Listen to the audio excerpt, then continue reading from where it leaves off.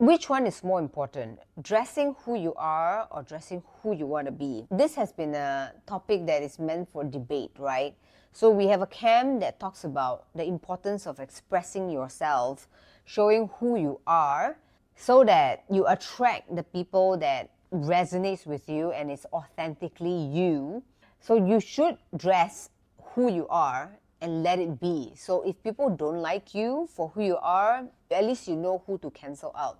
But there is a camp where it talks about, no, you shouldn't really be who you are or dress who you are entirely.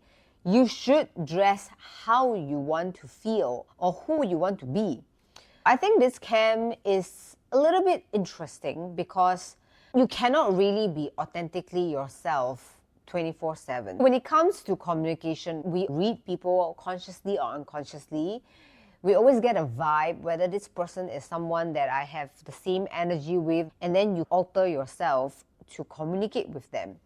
And there are some people that just makes you feel a bit guarded and you're just not open. So you tend to be a little bit more cautious or more careful with the way you communicate with them. So why is it that communication, we cannot really be ourselves, but when it comes to clothes, there's the side that says you have to be who you are, and the other side that says, no, you have to remove yourself completely from that and be who you want to be. So one side is lying and the other one is not. So I tell you where I fall. Okay, I fell on both ends at one point of time, and then I realized that there is no true answer to this because it really depends on the situation.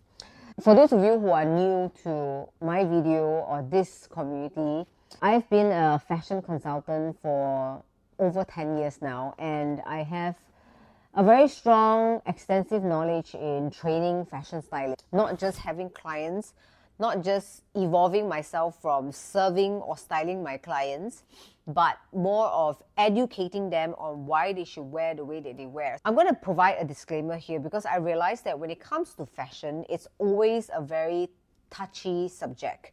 So there will be people who get triggered with the things that I say, especially when I make certain strong statement about why someone shouldn't be wearing something. Gotten very immune to how people react when it comes to things that are personal to them. So I know that fashion is personal. Therefore, if anybody gets triggered, I apologize in advance. I hope that you will realize that I own the ownership to my opinion and I'm entitled to my opinion. So if you don't like what I'm saying, you can go ahead and scroll. My message here is for people who are very confused with dressing themselves, who are very insecure with their own personal style. I just want to put out messages like this so that it helps people, because it's not only helped my clients, but it's helped myself to go through different parts of my life. So why it depends whether you should be yourself or should be the person that you are supposed to be for that certain situation. It's not because you are being manipulative, or it's not because you are. So I hope that these two camps can kind of come together and synergize and collaborate, right? There's a time and place for you to apply either one of it or even both. So let me give you a concrete example. I used to be the person that believes that you should be yourself, true and true. If nobody likes you for the way you are, then so be it, right? That kind of mentality. So I had this mentality when I was in my early 20s, especially being a fashion designer.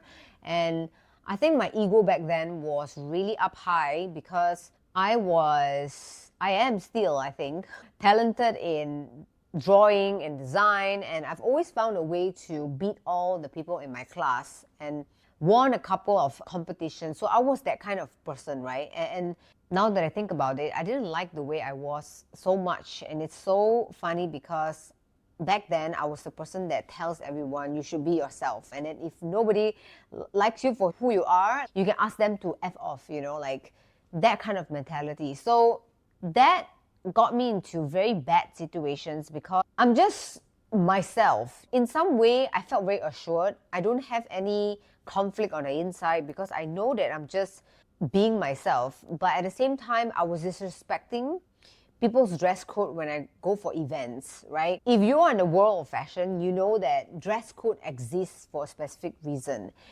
and people need to respect you in a certain manner, social norm. You have to dress according to dress codes. So for me, the codes were not coding. I did not follow any dress code. I just wore whatever I want because that's how I felt. That was genuine. And because I looked like the weirdest person in the entire event or the room, that's when I felt like, as much as I love fashion, I have truly disrespected it. Now, it's not to say that you have to bend yourself down and look like everybody else, but it's the extreme, basically. If you think that being authentically you, even at work, let's go beyond fashion. Let's talk about communication. Imagine if you don't learn any communication skill, you don't know that certain people you need to be softer, certain people you can be assertive. You know none of that. And you don't know manners, you don't know using the right words, you just don't know how to communicate with people properly, and you just be yourself. Trust me, you will not go far. Because one day, if your boss, your superior, says something bad to you and you have no communication or interpersonal skills to adapt, you would definitely be replying with something that is going to get you terminated. So when people say be authentically you, they have to be very careful by what it means. I know the generation nowadays is looking for authenticity, looking for rawness, looking for transparency. Be careful about being too transparent because this can be used against you, and you don't want people to have all of you because what's the point of that?